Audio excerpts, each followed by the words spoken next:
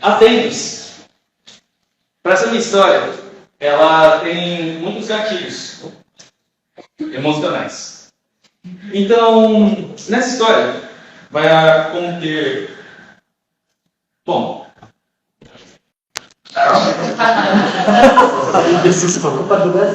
abuso de drogas, abuso de álcool, violência doméstica, violência contra a mulher, automutilação, autoflagelo e alguns outros. A foto foi tirada antes porque as pessoas tiveram medo de borrar a maquiagem para tirar a foto. Recomendo que, caso vocês tenham algum desses gatilhos, que vocês saiam, respirem. Nós temos um recreio depois que vamos dar uma respirada. Tá? É altamente recomendado que, caso vocês tenham ou não vontade de me escutar por muito tempo, porque a história é meio longa, ou caso vocês tenham esses gatilhos, e vocês estão no ar para respirar. E caso saia no meio da história, eu não vou levar mal.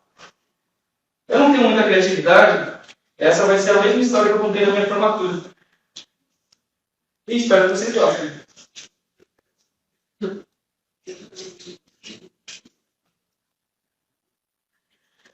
Estou dando um tempo para vocês pensarem.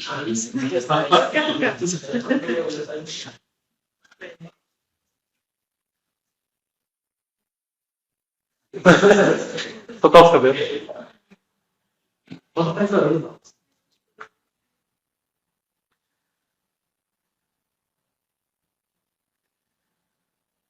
Meu nome é Carlos Augusto Migliassi, também conhecido como Migli, apelido que minha mãe me deu.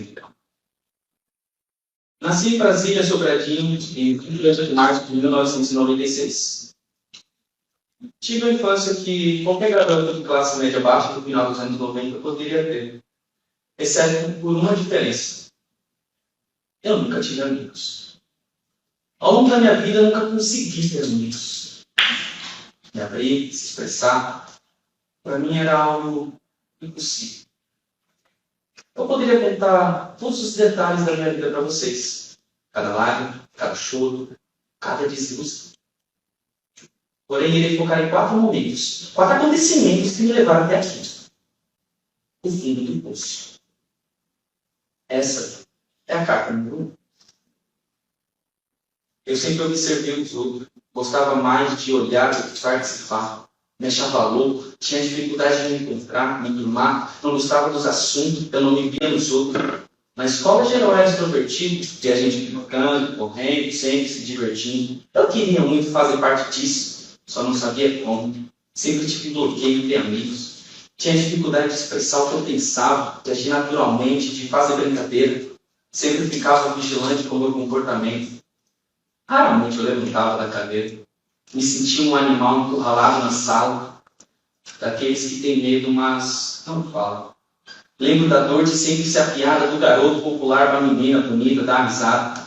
O professor dizia, relaxa, é só brincadeira. Todo mundo é amigo, então não se estressa. Mas se todo mundo é amigo igual se diz, por que eles me tratam como algo que não presta? Porque o adolescente tem que ser tão tribal, usar a violência para se sentir maior. Perdi a conta de quantas vezes eu apanhei que os meninos da sala sentiam o ego um pouco melhor. Da 4ª série até a 8ª série eu sempre me perguntava se eu tinha alguma doença, que eu passei menos tempo falando com gente da minha idade do que refletindo dentro da minha cabeça. Sentia que ninguém ligava para a minha presença, só falavam de mim na hora da piada. A pior parte nem era risada, era quando isso passava e voltava indiferença. Em casa, o clima sempre estava tenso. Minha mãe limpava, cozinhava e trabalhava em excesso. Meu pai, um homem difícil, voltava estressado com o trabalho e bêbado no recesso. Eu não tinha amigos, não podia falar com meus pais. Isso alimentou minha agonia, rodeado de pessoas, porém me sentindo só. Eu juro, a solidão é uma péssima companhia. Lembro desse dia, 28 de março de 2009, meu 13º aniversário. Convidei todo mundo na minha sala. Meu pai comprou refri. Minha mãe comprou salgado, marcado, para as 2 da tarde. Minha mãe alugou mesa, cadeira, e eu estava com receio. O que eu mais temia aconteceu. O tempo passou. Anoiteceu e ninguém veio. Lembro de chorar deitado sozinho no quarto, perguntar para a mãe o que eu tinha feito de errado. Eu nunca machuquei ninguém na vida. Por que toda chance que eles têm eu sempre sou maltratado? Eu passei o dia inteiro tentando entender o que os outros fazem que eu tenho que fazer. O que os outros sabem que eu tenho que aprender. Por que eu não consigo ser que nem você? Eu vi um filme de herói na TV. E eu percebi que eu era um super-herói. Mas sabe qual é a parte que dói? Aceitar que a invisibilidade era o pior superpoder. Quando o choro parou, eu me senti vazio. Como se eu não estivesse mais vivo. Isso me agoniou. Eu só queria sentir qualquer coisa que trouxesse alívio. Sentei no chão do quarto, tirei a camisa. Deitei no chão gelado, tentei sentir a brisa. Do nada meu pulmão ficou pequeno. Não tinha oxigênio. O que está acontecendo com a minha vida? Minha mão suando, meu coração palpitando, um olho lacrimejando, minhas pernas tremendo, um corpo com gastura, uma sensação de tontura, minha mente na tortura, eu achei que estava morrendo. Cheguei no banheiro dos meus pais, eu não sentia nada, e ao mesmo tempo sentia tudo. Eu sentei, rezei, mas Deus estava muito ocupado, afinal eu não sou normal, igual a todo mundo. Em meio ao desespero, já sem pensamento, olhei a pia do banheiro, vi uma gilete usada, não raciocinei, eu estava sem discernimento. Parei, só foquei no lindo brilho da lâmina prateada. Algo me dizia que ali estava minha saída, encostei a lâmina de lado na pele suada, pressionei até que a dor afastou minha apatia, eu vi escorrer na pia a alegria avermelhada. Eu vi escorrer na pia a solidão da minha sala, eu vi escorrer na pia o que os alunos falavam, eu vi descer pelo ralo tudo aquilo que eu fugia. Nem foi um corte profundo, mas o sentimento é abissal. Meu corpo sentia dor, eu esquecia que minha mente estava mal. Naquele momento eu encontrei a minha primeira paixão, me cortar. Era algo impossível de decifrar. Ao mesmo tempo que me machucava, me curava. O resto do ano de 2009 foi dessa forma. Eu continuei excluído na escola. A única pessoa que me entendia um pouquinho era minha mãe. Eu tive coragem de dizer que eu cortava. Malditas crianças mimadas usaram do meu sofrimento para alimentar o ego deles. E fui eu que paguei a conta toda, sozinho.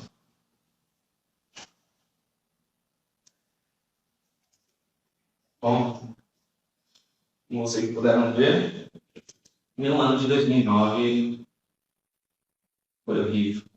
Eu nem tinha como prever que 2010 seria ainda pior. A essa altura eu já me cortava há mais ou menos 6 meses. E esse péssimo hábito já havia virado meu melhor amigo. Na escola, nada melhorou. Eu continuava sendo maltratado e, na melhor das hipóteses, ignorado. A única pessoa que eu conversava um pouco era minha mãe, que estava muito ausente em casa por conta de uma promoção do trabalho. Eu poderia contar todos os detalhes da minha vida para vocês. Cada lágrima, cada choro, cada desilusão. Porém, irei contar sobre o dia que minha vida mudou por conta da violência. Isso me levou até o fundo do poço. Essa é a carta número 2.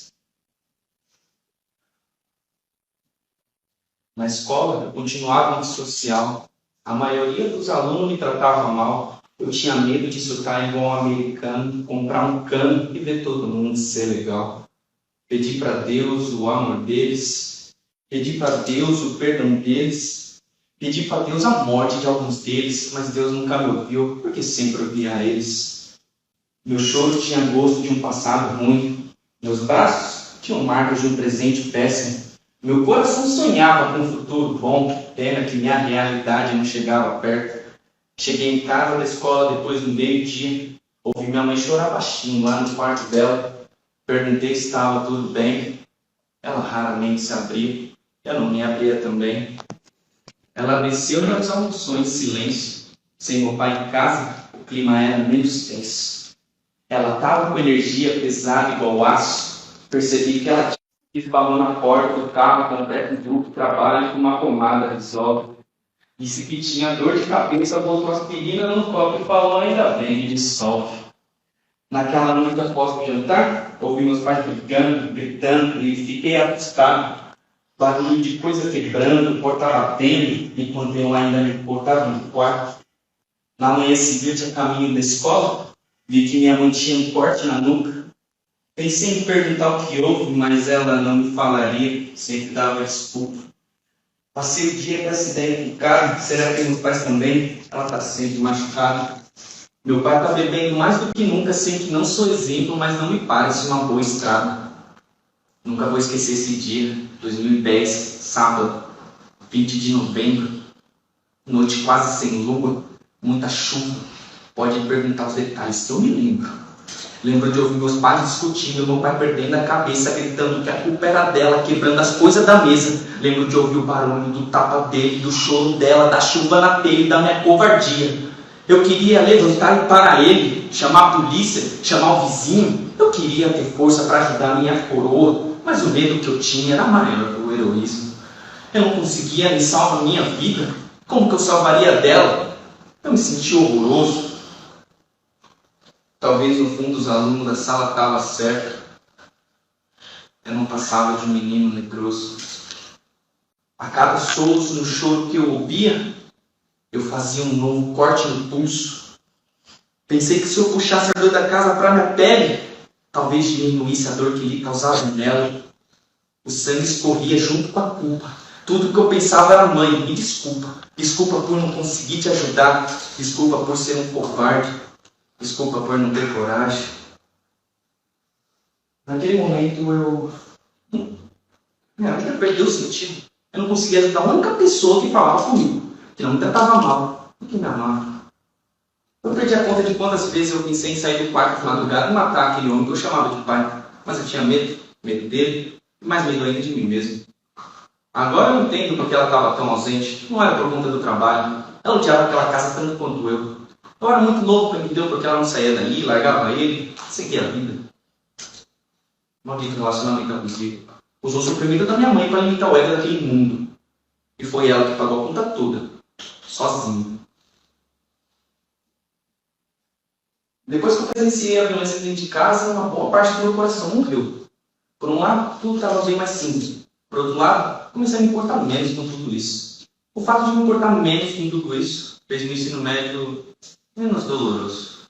Eu até fiz alguns colegas, porém eu ainda me importava com muita frequência. Eu poderia contar todos os detalhes da minha vida para vocês. Cada lágrima, cada choro, cada desilusão. Porém, irei contar sobre o dia 19 de agosto de 2013. Uma festa que mudou minha vida. Me colocou aqui, na porra do fundo do poço. Essa é a carta número 3. Eu sempre me perguntei como eu fui parar no fundo do poço. Os cortes no braço me dizem que a vida que eu levo está osso. Já não falava com meu pai no tempo, sempre que falava era somente sobre o necessário. Ele sempre estava pior do que a cachaça em casa e adicionou palavras ruins para o seu vocabulário. No terceiro ano, a escola melhorou um pouco, não tinha amigos, mas fiz alguns colegas. O bullying continuava, só que mais leve. Eu estava um pouco mais feliz, eu até vivendo as séries. Fiquei sabendo de uma festa de uma mina de outra escola. Gente desconhecida podia ser da hora. Era os 18 dela e a gente mais velha. E eu estava precisando de umas companhias novas. Sabia que o meu pai nunca deixaria, por isso já tinha tempo que eu mentia. Enquanto ele bebia, eu saía pela janela e voltava antes do amanhecer. Ele nunca percebia. No dia da festa, me arrumei bonito. Jeans, manga comprida, para esconder os cortes. Passei no posto para comprar um macatu, um maço de Lux Track e uma garrafa de corote. Cheguei na festa, vi uma cena comum. Menor embriagada, só que não faltava. Muita maconha em geral beijando na boca. De certa forma, essa cena sempre me acalmava. Quando eu via desordem na vida dos outros, achava a minha desordem um pouco mais aceitável. Sentia que eu não era o único fudido, então no meio dos fudidos, eu não seria indesejado. Eu sempre me perguntei, como eu vim parar no fundo do poço? A falta de amigos dizia que a vida que eu levo está osso. Em minha festa vi uma mina de canto, com um olhar de melancolia, mas tinha certo encanto. Percebi que me encarava como se soubesse que nossa amargura se assemelhava tanto. Ela era a única menina de manga comprida. Eu, o único menino de manga comprida. Quando olhei no olho dela, foi como se ouvisse sua voz dizendo: eu também odeio a vida. Para afastar a timidez, bebi um pouco, entre trancos e barrancos, consegui puxar assunto. Ela era uma pessoa incrível, falava tão pouco, mas dizia muito. Seu nome era Bianca Branco, filha de pais divorciados pela traição. Também tinha cortes no pulso enquanto de pulsação, muita emoção, gerou atração, prendeu minha atenção. Lá para as 3 da matina, a festa estava vazia. Convidei a Bia para beber lá no quintal. Falei que nunca tinha beijado na boca. Ela riu e disse que tinha uma ideia legal. Ela estava fumando uma e ofereceu um trago. Só aceitei porque a presença dela me anima. Antes já tinha até fumado um baseado, mas beck, brisa, sempre zoava meu clima. Eu estava feliz, a Bia era nota 10. Finalmente alguém que não tinha preconceito, estava um dia perfeito e ela perguntou se eu queria me divertir, pois conhecia um jeito. Claro que eu respondi que sim. Na mesma hora ela tirou do bolso um ziplock com um pozinho branco, enrolou uma nota e esticou no banco e disse que se eu experimentasse, iria me alegrar um tanto. Aquela cena bugou minha mente. Como assim cocaína, droga do diabo, dos doentes?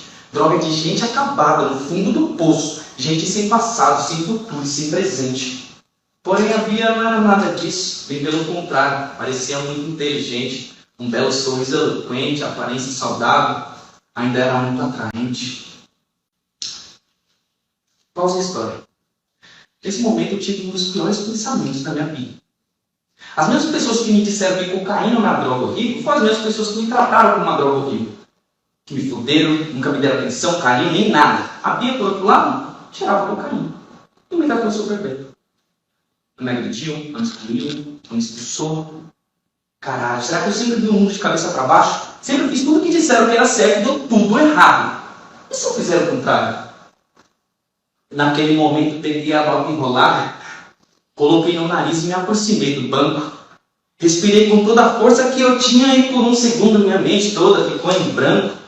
Foi a melhor sensação de toda a minha vida. Nariz ardendo e coração a milhão. Como se eu não tivesse nenhum problema, nenhuma decepção. Aquela foi a primeira vez que eu afastou minha apatia e toda a depressão. A sensação era igualzinha a se cortar, só que multiplicado por 1 milhão. Eu sempre me perguntei, como eu vim parar no fundo do poço? O pão no nariz me dizia que a vida que eu levo está osso. Naquele momento eu encontrei a minha segunda paixão, a cocaína. Era algo indecifrável. Eu me sentia forte, louco, invencível. Eu não me sentia como eu realmente era. Cicatrizes e lágrimas. Dali para frente, a cocaína virou algo presente no meu dia a dia, que junto ao hábito de me cortar, curava com que quase que qualquer dor que eu tinha. O maldita cocaína usou do meu sofrimento para me deixar às margens da sociedade. E me colocou aqui, no fundo do poço.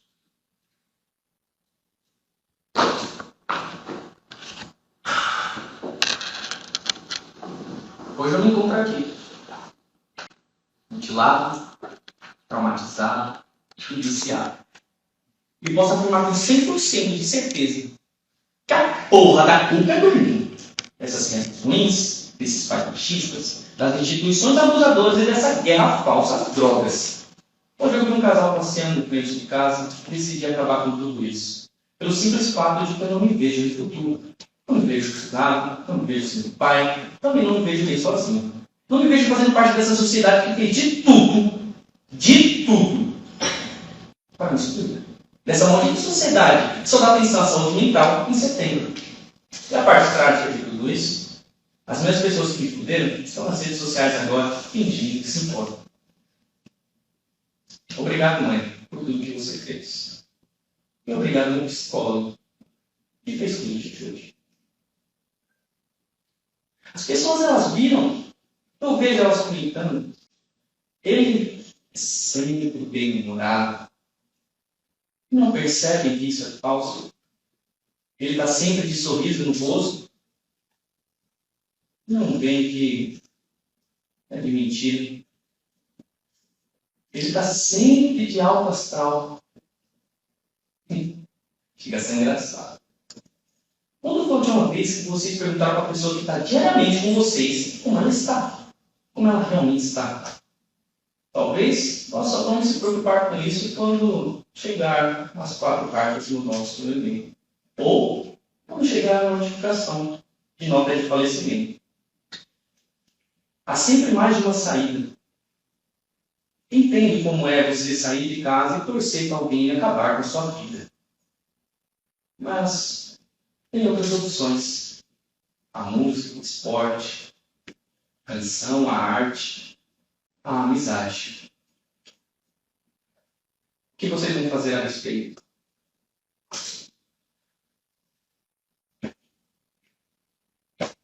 Obrigado.